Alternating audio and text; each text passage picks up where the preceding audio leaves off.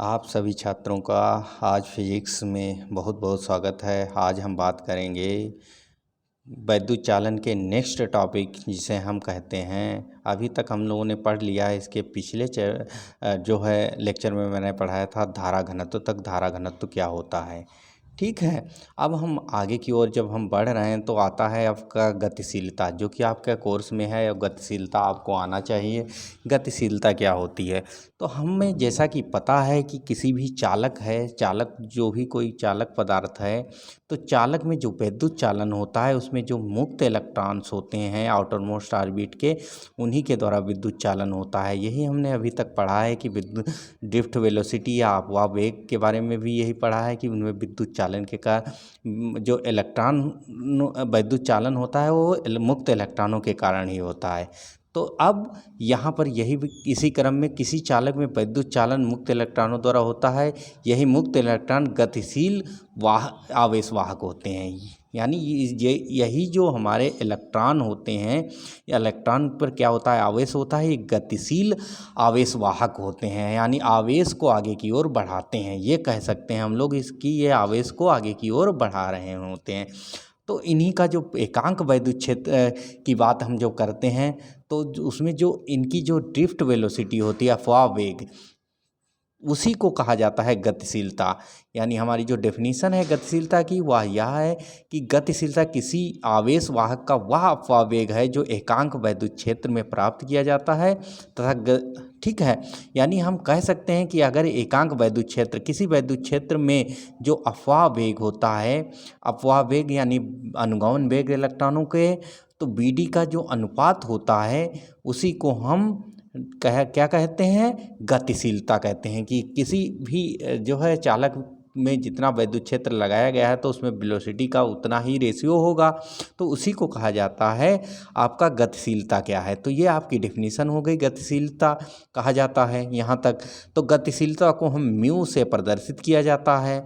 अतः माना कि किसी वैद्युत क्षेत्र में, ठीक है, माना किसी वैद्युत क्षेत्र ई में आवेश वाहक द्वारा प्राप्त अनुगमन वेग BD है। यानी किसी भी वैद्युत क्षेत्र में हम जैसे वैद्युत क्षेत्र लगाते हैं, हमें पता है इलेक्ट्रॉन एक सिरे से दूसरे सिरे तक पहुंचने लगते हैं चालक में मुक्त इलेक्ट्रॉन।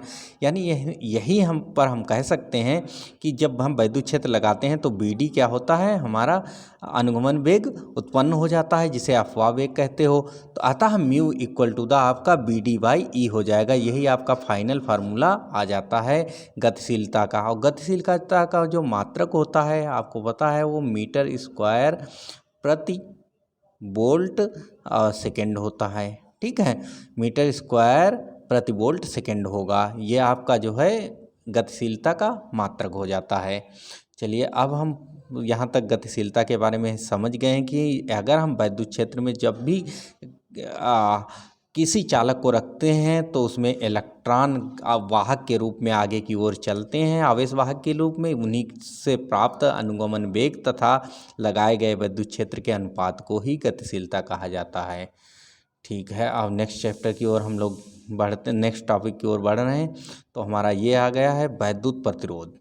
वैद्युत प्रतिरोध आपने बहुत बार पढ़ा हुआ है, 9th 10th शुरुआत से ही पढ़ते रहे, लेकिन इसमें यहाँ पर शॉर्ट फॉर्म में हमें सिर्फ बता देना है वैद्युत प्रतिरोध क्या है।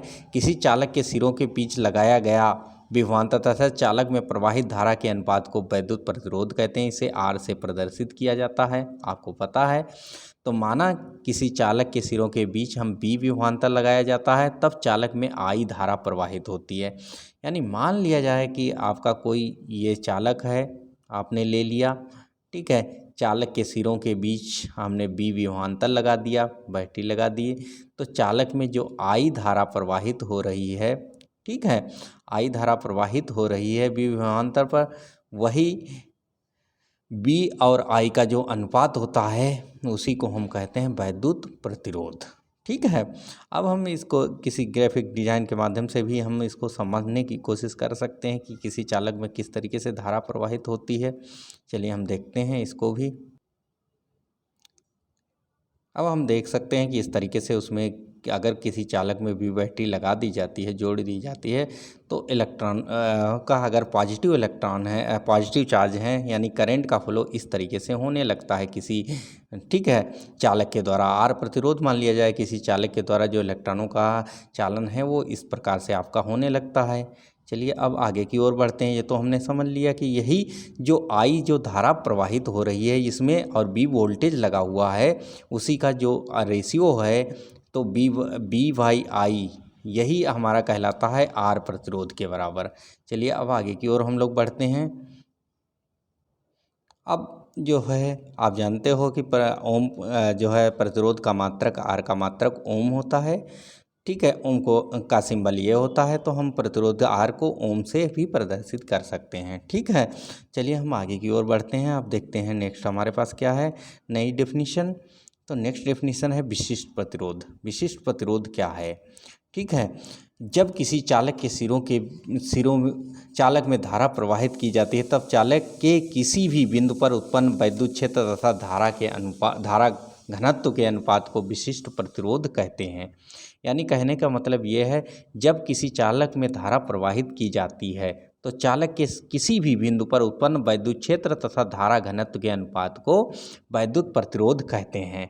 इसे रो ये है, रो से प्रदर्शित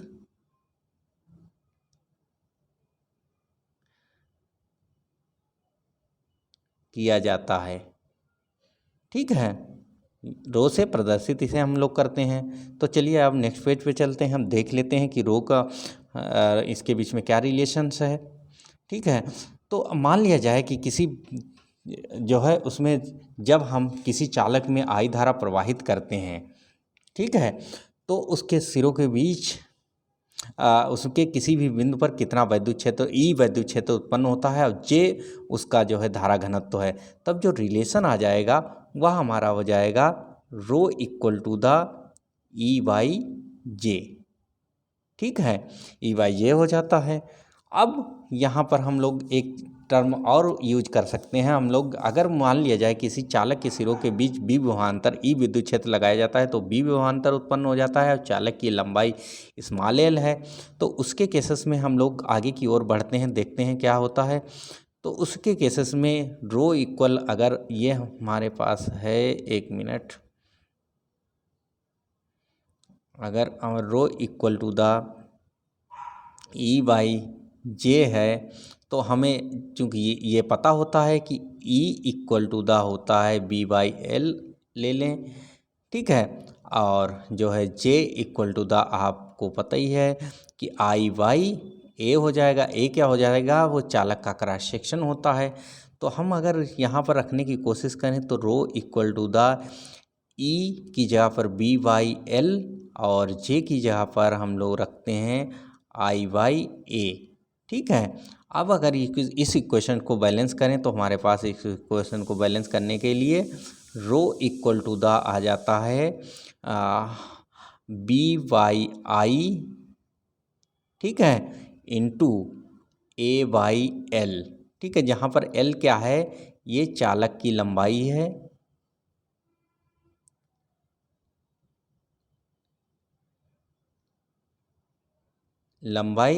और जो है ये क्या है, ये जो है चालक का क्षेत्रफल है, ठीक है। ये चालक के क्रॉस सेक्शन का क्षेत्रफल है।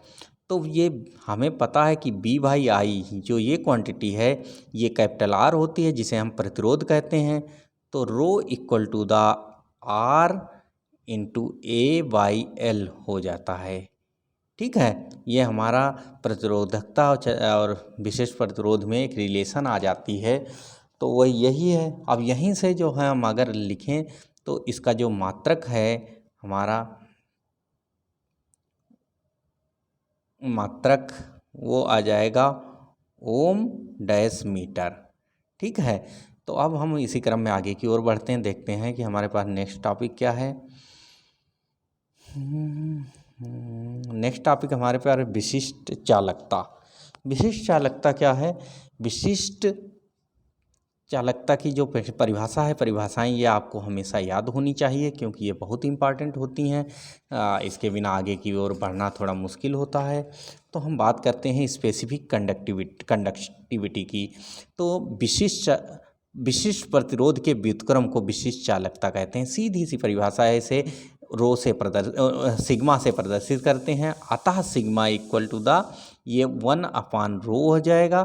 तो अब इसका जो मात्रक हो जाता है 1/ρ हो गया, तो जो मात्रक हो जाएगा इसका मात्रक ओम इनवर्स मीटर इनवर्स हम कह सकते हैं इसको, ठीक है। यानी ओम इनवर्स और मीटर इनवर्स इसका मात्रक हो जाता है, ठीक है। एमकेएस पद्धति में इसका मात्रक ओम इनवर्स मीटर इनवर्स हो गया। और दूसरा इसे kilogram inverse metre cube inverse into second inverse है, सेंटीमीटर इनवर्स, इस तरीके से लिखने की कोई खास वजह नहीं है, ठीक है। अब हम बात करते हैं नेक्स्ट टॉपिक की ओर चलते हैं। ये तो हमारी विशिष्ट चालकता की बात हो गई। तो हम धीरे धीरे आगे की ओर दूसरे टॉपिक की ओर बढ़ रहे हैं। दूसरा टॉपिक हमारा ये है रहा, जो कि बहुत इम्पॉर्टेंट है। ये मान के चलिए कि बोर्ड एग्जाम में 100% ये आएगा इस बार, तो इसलिए इसको पढ़ना ना भूलें तो ज़्यादा अच्छा है। तो हम बात करते हैं कि विशिष्ट चालकता तथा धारा घनत्व में क्या संबंध। यानी विशिष्ट चालकता अभी आपने पढ़ ली, सिग्मा, और धारा घनत्व यानी जे में क्या रिलेशन है। तो हमें पता है कि सिग्मा इक्वल टू द होता है 1/ρ, ठीक है। और रो इक्वल टू द हम जानते हैं कि E/, ये होता है जे। ये इक्वेशन आपकी 1 पड़ गई, ये इक्वेशन आपकी 2 पड़ गई, ठीक है। थोड़ा यहाँ पर इसको अलग कर देते हैं, ठीक है। ये E/, ये दो इक्वेशन आपके पास आ गई। अब अगर हम दोनों इक्वेशनों में इसमें रो का मान यहाँ से उठाकर रो का मान हम यहाँ पर रख दें, तो हमारे पास जो सिग्मा इक्वल टू द आ जाएगा, वो सिग्मा इक्वल टू द आ गया, वह हो जाएगा J/E आ जाएगा, ठीक है। अब इसी क्वेश्चन को हम थोड़ा सा और बैलेंस कर लें आगे चल के। चलिए नेक्स्ट पेज की ओर चलते हैं, वहाँ हम इक्वेशन को थोड़ा बैलेंस करते हैं। तो जब हम सिग्मा इसको पक्षांतर कर लें तो J इक्वल टू द हो जाएगा सिग्मा इंटू E। यही हमारे रिलेशन हर साल पूछा जाता है, जे और सिग्मा में एक रिलेशन बताइए। क्योंकि जे एक सदिश राशि है, ई एक सदिश राशि है, तो इसे हम वेक्टर के फॉर्म में भी लिख सकते हो कि वेक्टर के फॉर्म में ये किस तरीके से आएगा। तो जे के ऊपर वेक्टर लगा दो, ठीक है, equal to the sigma into E भी वेक्टर क्वांटिटी हो जाएगी, तो ये वेक्टर फॉर्म उसका हो जाएगा, ठीक है। आ गया समझ में। तो हमें फ़िलहाल विद्युत चालन में जो इस बार 30% लेस है उसमें से हमें इतना ही पढ़ना है, बाकी कुछ हमें अब घट और बाकी चीज़ें नहीं पढ़नी हैं। तो ये आशा करता हूँ कि इतना आपको समझ में आ गया होगा। अब हम जो है नेक्स्ट टॉपिक जो है किरचॉफ के नियम अगले सेशन में कल पढ़ाएंगे आप लोगों को। तब तक आप लोग इसका अभ्यास करिए और चैनल को सब्सक्राइब करते रहिए, जिससे जो है मोटिवेशन मिलता है और आगे बहुत ज़्यादा से ज़्यादा हम लोग ताकि वो बना सकें वीडियो। ओके, धन्यवाद।